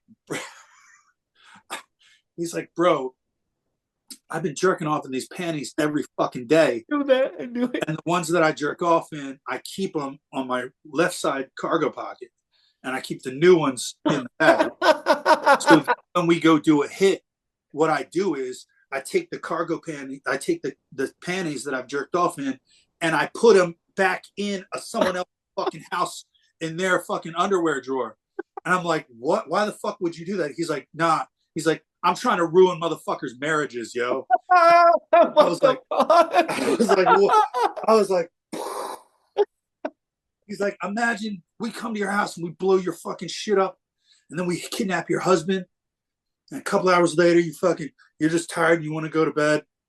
You take a shower and you change, and you open your drawer and you go in your husband's drawer and you're going through his things, and you find a pair of fucking panties from another chick that got cum stain on them. Right? I was like, you are a fucking demon. What kind of scandalous motherfucker? What kind of scandalous maniac are Someone you? from Florida. Facts. Right. But it dawned on me like the absolute sheer like Colonel Kurt's brilliance of this fucking plan, right? So then another time we go do this raid, and like we had an offset where we had to walk far as fuck to get to this target, because it was through a palm orchard, right? So we walked from one end of the farm all the way in. We did the hit, and we we're gonna leave again, right? I don't know how the fuck far it was, but it was at least a kilometer, and it was hot as shit. You know, you've been in Iraq, it's hot and humid and muggy as fucking night. Like this is like June in the Euphrates Valley. And we do this fucking hit, and we're drenched in sweat. And they're like, all right, they're like, Kelly and Chris, go down and fucking SSC the basement, right? So it's a basement of a gigantic farmhouse. flip in the basement. There's nothing going on there. It's an unfinished basement, but I don't know if you know this or not, but like, I know the viewers at home don't, but like in Iraq, they don't have the refrigerators that open like this way that we have over here. They have coffin style. Yeah. Yep. Refrigerators where they open like this, right? Yep. Yep. Icebox type things. Yeah, exactly. Right. Yeah. So we're in the basement, and it's a farmhouse, so they've got 3 huge coffin refrigerators down there, and it's an unfinished basement, dirt floor, nothing going on down there. I'm like, fuck, whatever. And I'm standing in the basement stairs, waiting to get the call, and Kelly opens one of these coffin refrigerators, and it's got a big light in it, just like in Pulp Fiction, the briefcase. Oh, yeah. Yeah. He opens it up, and the light comes out on his face, and he goes, oh, jackpot. And he's like, yo, check this shit out. And it was full. It was full of fresh pressed mango juice, right? Oh. In these big 2-liter or like liter glass bottles. And I'm like, what? He's like, and he's a scumfuck dirtbag from Florida. So he immediately goes in, opens one up, and just drinks one. It. Just crushes one, top to bottom. Like it's all down his face. It's down his shirt. It's like a fucking animal, right? Like a field animal, right? Yeah. Finding anything cold over there is so clutch, dude. And this is unpasteurized, homie. You know what I mean? Because it's on a farm in fucking. This is not some commercial shit. Yeah. He's like, oh fuck yeah, dude, fuck yeah, and he cracks another one, and he drinks a fucking another one. He's like, you want some of that shit? I'm like, yeah. So I just had a little bit because it was super like syrupy, thick, sweet mango juice. Sounds right? delicious. This motherfucker drinks 2 liters of fucking unpasteurized, fresh pressed mango juice, right? And they give us the call. They're like, all right, Bosco. So we're leaving, right? So now we got another fucking K and a half to walk out of there with the pucks. We're fucking walking, and we're walking through this fucking. We're patrolling, and we're with Delta Force at the time. We're with the unit, right? So it's a platoon of Rangers, and there's like 20 Delta operators with us, right? Yep. We're patrolling, full on Call of Duty style, patrolling through this fucking palm orchard, right? Rangers and Delta guys, right? Savage. And Kelly's next to me, and like that sound that when a bunch of guys are walking, that infantryman sound, that clicking of gear and kit, that ASMR lulling sound. Yep. I swear to God, I heard him go, "Bull." Oh fuck. Oh. And we're on a combat mission. He fucking takes off into the fucking wood line, just disappears. Runs off, and we're yelling, yo, Kelly, you're trying to like whisper, yo. Yeah, whisper. You can't yell for him, right? Yeah. And we're walking, and on the ICOM, 2-5 comes up. He's like, what the fuck is going on over? Like, oh, yeah, we'll get him. He's like, go get him, right? Like, there's a major fucking problem. One of our guys just runs off from the fucking thing, right? While we've got personnel under control, and we're with Delta, right? Yeah. And we can't fucking find him, right? So we're still moving in order of march, right? Like we're moving this way, and he just takes off bolting, and then like we're still moving in order of march. And he's gone a couple minutes. He's gone long enough that the panic is starting to actually fucking set in. Like we might have to send a team over to go to get this fucking right. And we were moving this way, and he looped around, and he came back, and he comes. I swear to God, he comes in strolling into the fucking patrol, and he goes, bro, I just took the biggest shit I've ever taken in my life, and I feel fantastic. Let's do another one. Right. That's like real stories of the special operations forces, bro. Dude, tell me this. What moment over there did you realize you were being fought the hardest? And when it set in that like, shit, I might die here. Well, the being fought the hardest moment was different than the I might die moment. The I might die moment was very, very clear because I had one in Afghanistan, and then I had a bad one in Iraq. And then would you put Afghanistan over Iraq or Iraq? No, Iraq was really like because it's the time you were there. Yeah, I was at Iraq when Iraq was as peak kinetic as it could be. Right. When I was in Afghanistan, it was so early in the war that it wasn't very kinetic. Got you. Later on in the war, Rangers went over there and got in crazy shit. But Iraq, again, was very calm when I was there. Iraq was pinging to the roof. Were you fighting Iraq regulars? We fought Syrian regulars while we were Really? in. Yeah, because we boarded across. We fought in Al Qaim, and then we fought Syrian regulars in Al Qaim. Okay. But the Iraqis were very, very motivated to penetrate American systems in any way that they could. IEDs, we were getting IED'd every fucking night, getting shot at every fucking night. Every night there was like it seemed like there was, and we were with Delta Force. Well, I hate calling them Delta Force, but like we were with the unit with C Squadron, C Troops. So like it was extremely kinetic every night. But the hardest anyone fought us was on the border of Al Qaim. We did a huge raid with C Troop with Army Special Mission Unit, and like we hit this village, a large complex of buildings. It had to have been 20 some fucking buildings that was in a canyon. And then the next day, it was right on the border of Syria. And the next day, the Syrian National Militia came in and initiated an attack on our farthest OP with a fucking VBIED. Really? But they didn't penetrate the fucking border because one of our Gustav teams shot the fucking, blew up the fucking. Damn.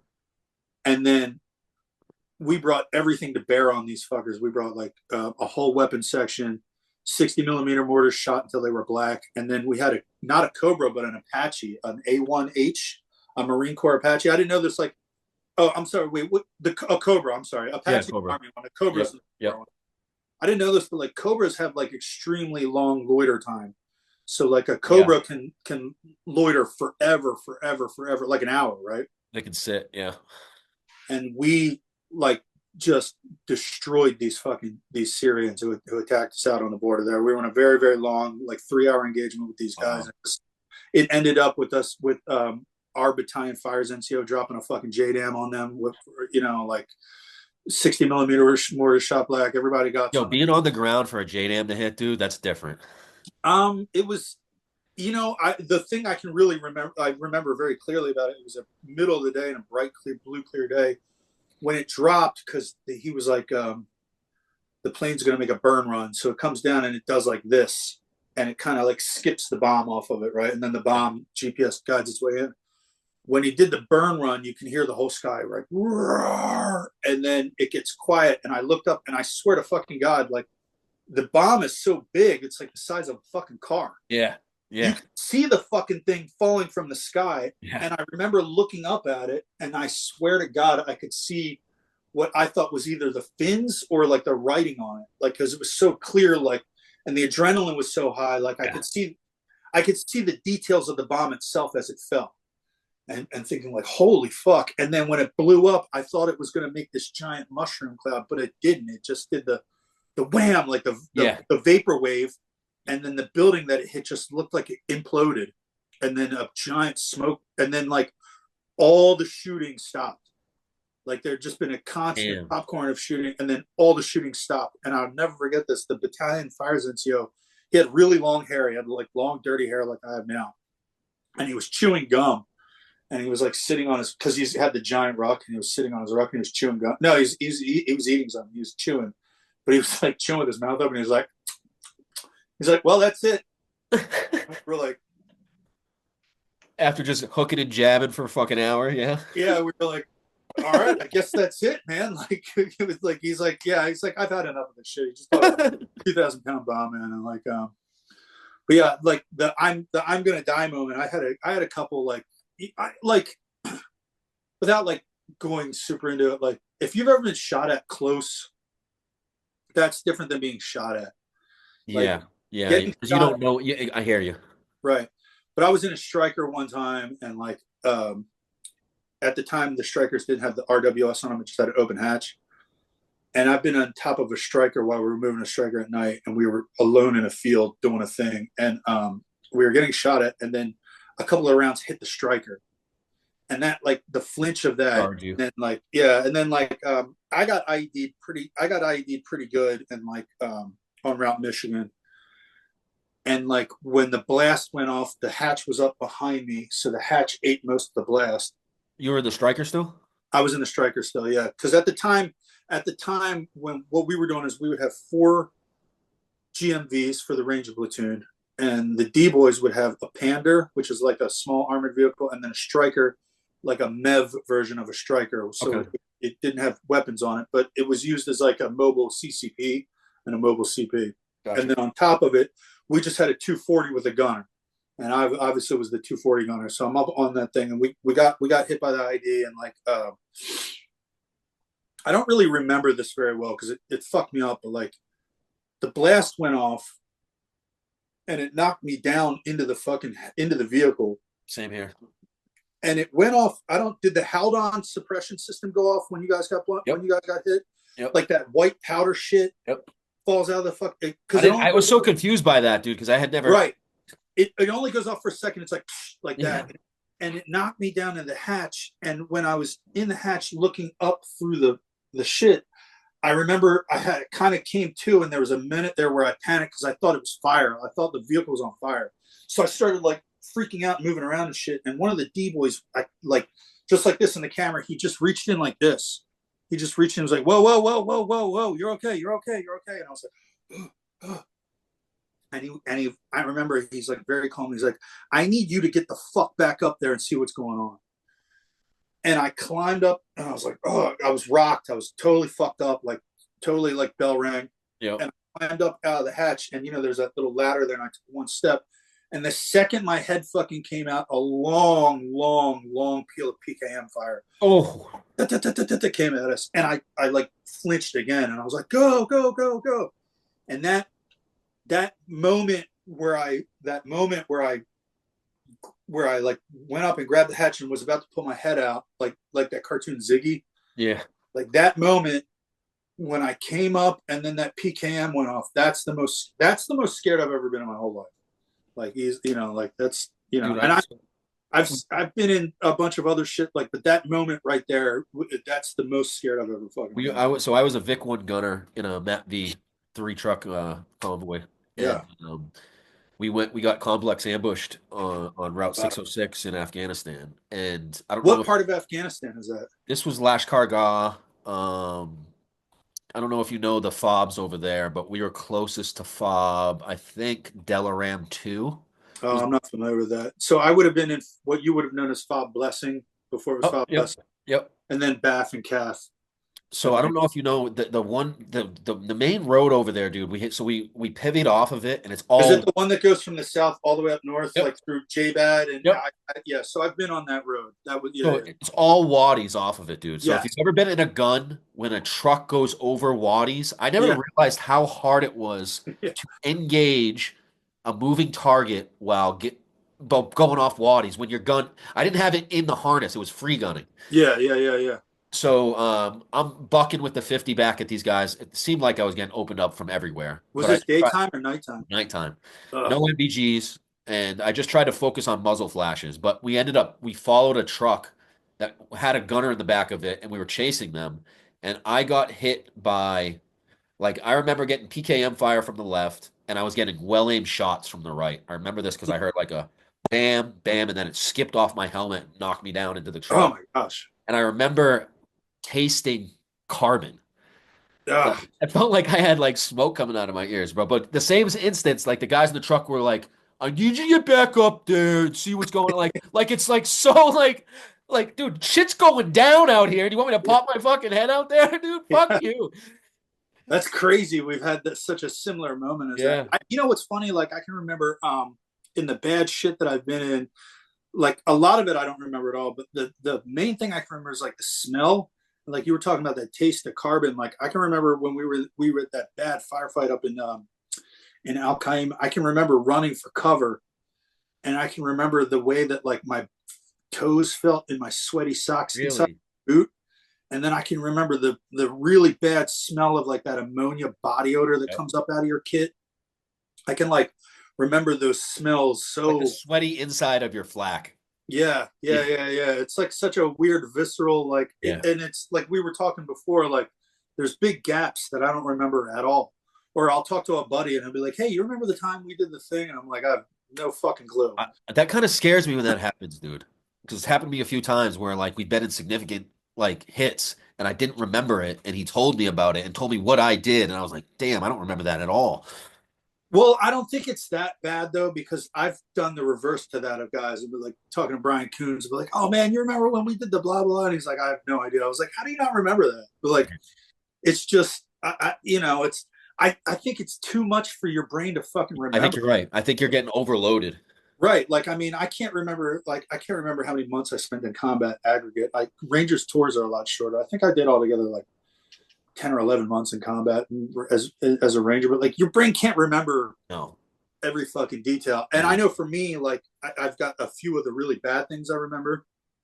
And then I think I've just focused on the good things or the Yeah. fun or the like, like, Did because you ever have like when shit was clearly enveloping around? Because I remember the first time I engaged and shot back and hit someone, and I remember I got like a second. I had like a visceral moment like 5 minutes before it happened. Like I saw it enveloping in front of me, and I remember it was like a slow time slowed down, and I thought about like the people I loved and the things that I had left undone, and it kind of like motivated me in a way to like aggressively get out of the situation. I don't know if that makes sense. I remember like there was a time where I don't want to like be the guy telling gross war stories, but No, like no, no, you're fine, dude.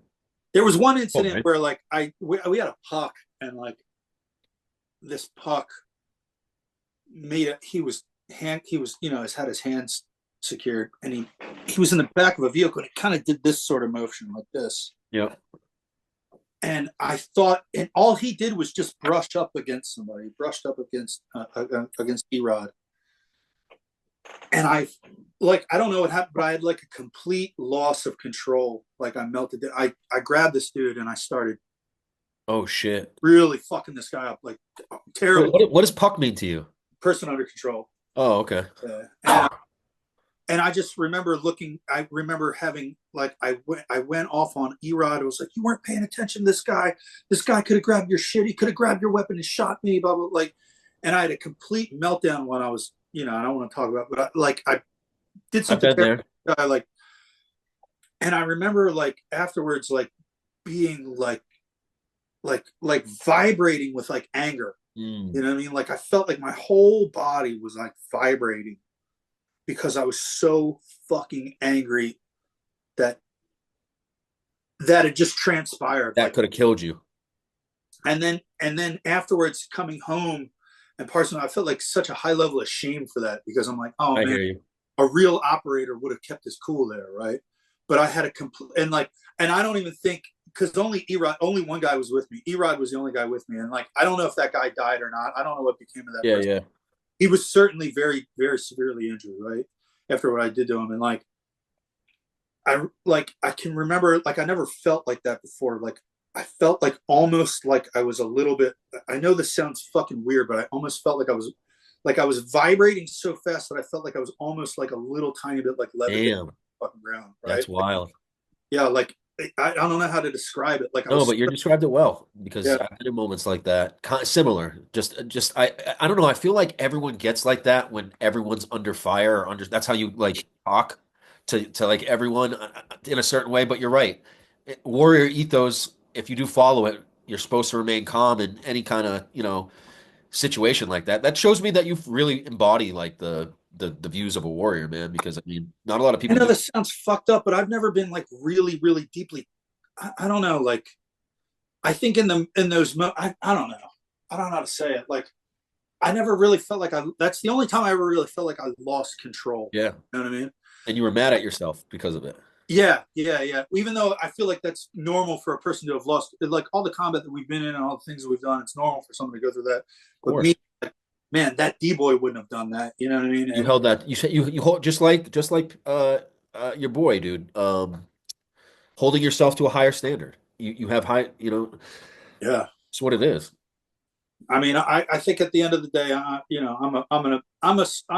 a infantryman. I'm a fighting man who like did the right thing in combat when it mattered, and I think that's Damn, kind you're super modest, dude. You're super modest. That's because you've surrounded yourself by real warriors. You know what I mean? Like, well, I had everyone in my family growing up was like, every man in my family was almost exclusively like a total piece of shit, like just scroungy little loser fuck, like Yeah.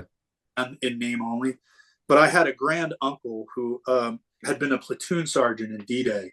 Oh shit. Yeah, he was in the 29th, and then he was on Omaha Beach. He was on Dog Sector 1, Damn. and he was like he was wounded D+7, and he had a Bronze Star V on the beach. Wow. And he was a little teeny tiny guy. He was only like 5'6", 5'7". You met him? You met him? Yeah, like I did a book report on him in high school before he That's died. dope. And back then, I had a cassette like recorder where I was able to record him talking about his experiences over there. And I wrote That's super dope. Yeah, and I have like a letter that he wrote to his wife after he was wounded and everything. And yeah, I got all this stuff saved and like where his grave is and everything like that. But like he like he was this like really super kind, quiet, like church going older man who like he had that grandfatherly ASMR voice, you know what I mean? Like, he had been a watchmaker when he came home, so his life was spent like concentrating and precision, and like he was just like a calm old man who lived way out in the country. And like Do you think dudes like that jump like after being in? I mean, he was on Omaha Beach, dude. You know, we know what that comes with. Do you think guys like that dive into jobs that are like peaceful like that just to calm themselves? I think he did. I think that was just his nature, right? Like, and he spent 18 months in a London hospital because he lost half a lung from a fucking shrapnel, right? And but I can remember like when I was in a little bit when I was in basic training, but especially when I was going through fucking Ranger Indoc, like I can remember being on those long runs and those long road marches, and like thinking that he was like right here behind me, like really, you know what I mean? Or thinking that he was like, "Hey son, I did this with like metal canteens," you know what I mean? Like, hey brother, I did this in like Cochrane boots. You can do this, you know what I mean? And like just thinking like it's kind of like that scene from Amistad where you like draw the energy of like your ancestors. Like I kind of like really dig that, and I feel like that's badass. And as corny as this sounds, like I feel like I more feel like my ancestors are other fighting men rather than actual men in my family. You know what I mean? I feel like I have like a lot more in common with like a man that served under Scipio Africanus or a guy that was at like Passchendaele than like the people I actually grew up with in my family. You know what I mean? So yeah, that's my take on it. Oh, that's cool the way to think of it, though, dude. Like, just if that actually is true, that's so savage. Like, just to have ancestors that were fighting men as well, and it just embodies you as well to a certain degree. I mean, because I know a bunch of guys that have lineage like that. I mean, unfortunately, I don't, but I mean, that's definitely motivating for sure. I think it's something you can be really proud of, and it's a little sad too. You know what I mean? To like, you know, you and I are like fighting men, right? And they're very proud about that, but it's kind of sad because we had to carry that weight. It's true. It's true. See, you're really breaking down a lot of the emotional stuff that a lot of guys don't talk about because they're worried about being judged. They're worried about what other people think about them. But this is true. This is real, man. And when you come from a fighting background, I mean, it's very difficult to. I mean, you know it. I mean, maybe it's just the type of people we are. We're stubborn to a certain degree, but trying to get back into just the regular swing of life is very, very difficult. It's the hardest fucking thing I've ever done, dude. I mean, it was easy to be a ranger. You know what I mean? Totally. Now looking at it in this perspective, dude, so easy. Yeah. I mean, if you were born with the tools to do that, then like it was easy for Tillman to play ball, right? That's what I mean. He was born with all those gifts. I mean, he had to work extraordinarily hard at it, right?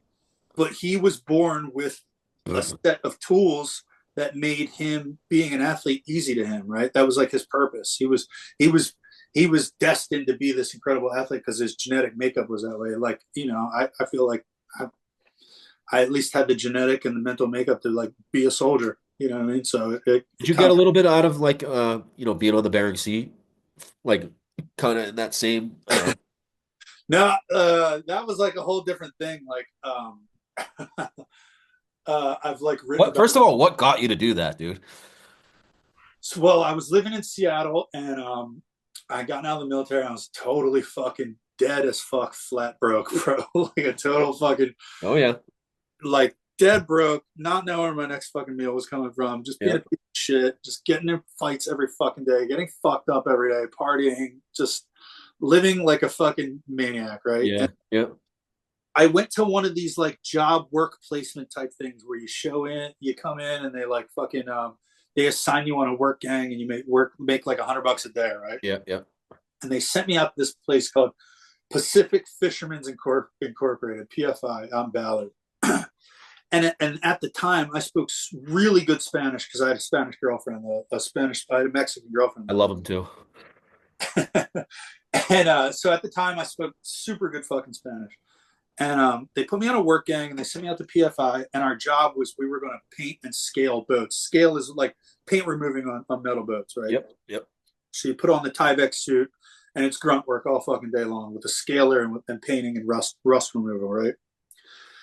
And I got assigned to this boat for like a couple months, which is a pretty good gig. And like, because I spoke such good Spanish, the guys on the boat who were in dry dock would tell me stuff to pass on to the crew, right? And we're working and shit, and like the fucking owner of the boat, the captain of the boat, was very much like proud to be an American. He was patriotic as fuck.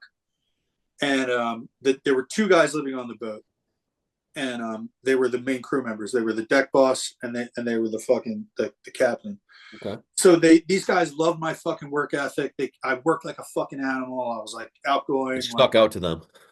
Totally stuck out. I mean, I'd been out of the military like 3 months, you know what I mean? Or I don't know, maybe 6 months at that time. And I've been working with these guys in fucking dry dock and getting to know these dudes and shit. And then this incredible stroke of luck. One day the deck boss comes up to me and he's like, "Hey man, we're getting ready to push out in like 4 or 5 days.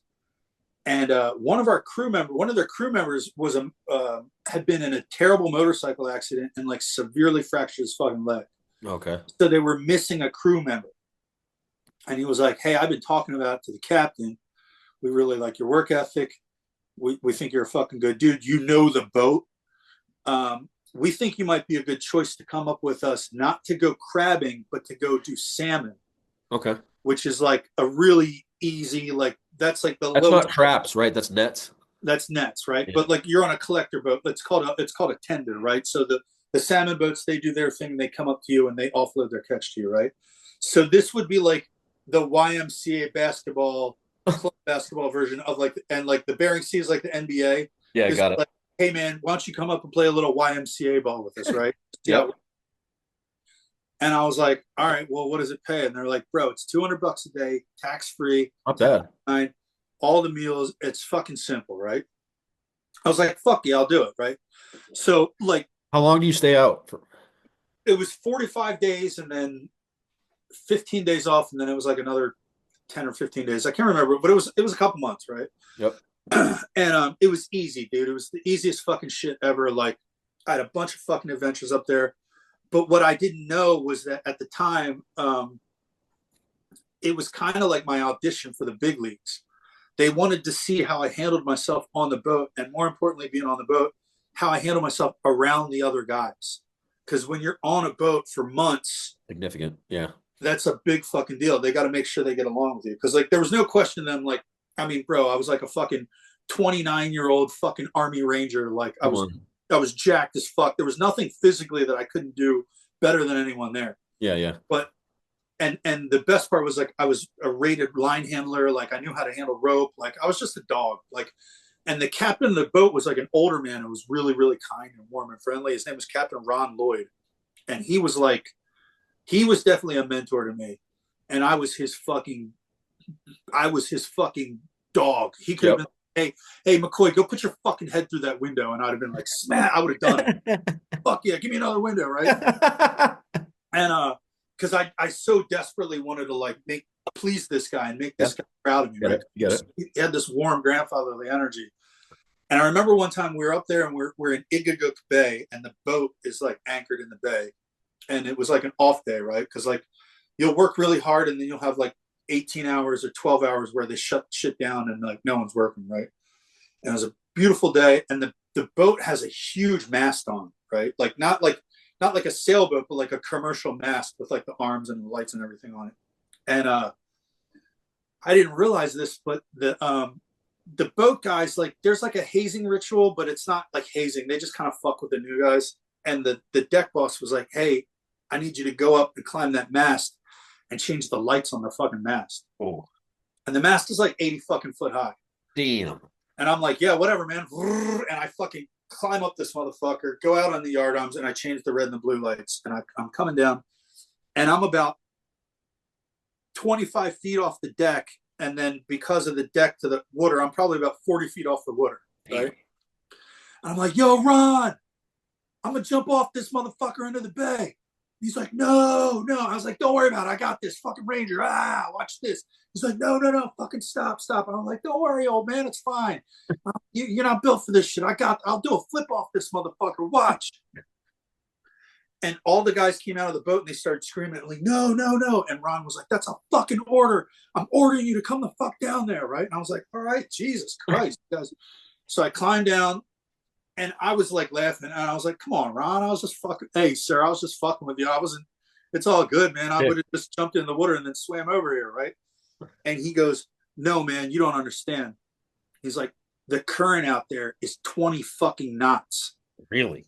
He's like, "If you had gone into that water, you'd have been fucking dead." He's like, "That water's like fucking 42 degrees and it's 20 knots and it's going away from shore."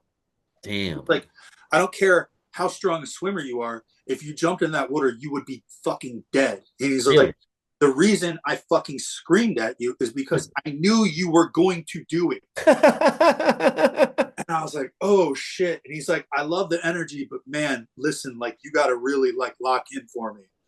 And I was like, "All right, you know what? This dude has my best interest at heart. My bad, dog. Like, I promise I won't jump. I won't backflip off the mast in frozen waters and get killed by a sea lion." You know what I mean?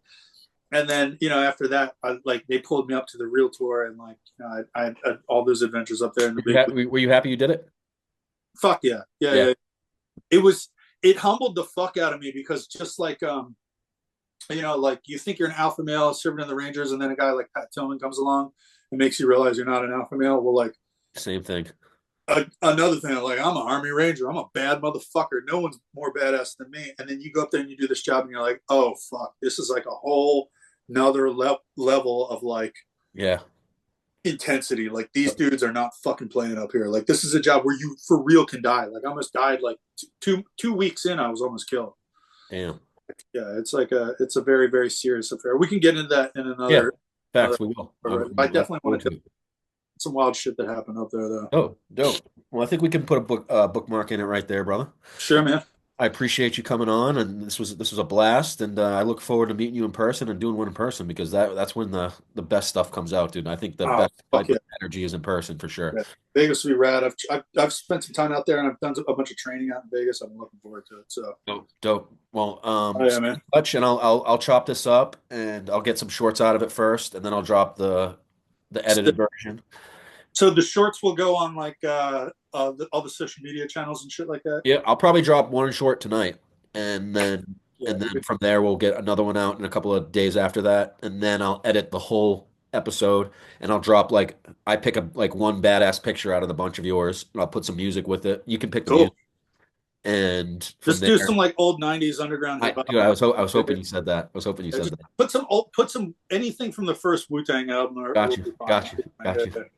Triumph sounds good to me. So like you'll do this like breadcrumby. That's like the way that you do this. You drop breadcrumbs and shit. Yep. Well, fuck yeah, dude. I'm stoked about this, man. I love this shit. Yeah, me too. Me too. Honestly, dude, I think it needs to happen more because guys like you, dude, just being a part of like 9/11, like there's not enough. I've never met anyone else ever who was involved in 9/11. That's what I mean. I mean, there's either they passed or they succumbed to something, but you don't hear about it often. Yeah. But there you have it, guys. Chris Rock over here dropping gems. We'll have this coming out pretty soon, probably in the next week. But I appreciate you coming on, brother. Simplify, and I'll talk to you soon. Thanks a lot, man. Take it easy. All right, man. You too.